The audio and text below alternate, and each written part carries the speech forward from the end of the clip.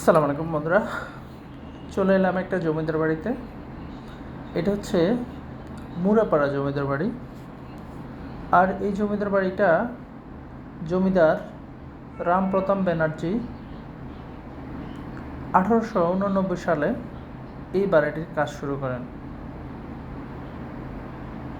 প্রায় 1 বছর যেতে না যেতেই তিনি মারা যান। পরবর্তীতে তার ছেলে প্রতাপচন্দ্র ব্যানার্জি এর বাকি কাজ সম্পন্ন করেন এবং পিছনে একটা বাড়িতে তিনি থাকার ব্যবস্থা করেন, সেখানেও একটা বাড়ি করেন।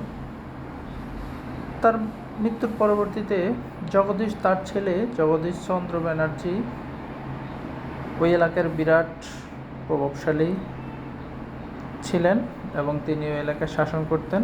তার অনেক ইতিহাস আছে। 1947 সালে ভারত বিভাগের পর তারা দেশ ছেড়ে চলে যান এবং 1948 সালে এটি হাসপাতাল হিসাবে বিবেচিত হয়। হাসপাতালের কার্যক্রম চলে।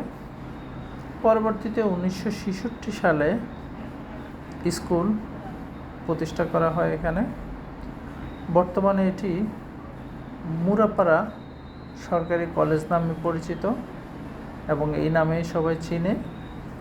মানুষজন এখানে আসে, ঘুরে ফিরে দেখে। আমি আসলে আজকে এমনই সময় এসেছি, এখানে এসে দেখি যে অনুষ্ঠান চলতেছে। আর এই অনুষ্ঠান দেখে আমি ঘুরতেছি, দেখতেছি। পাশে এই যে পুকুর আছে, পুকুরে বর্তমানে পানি কম।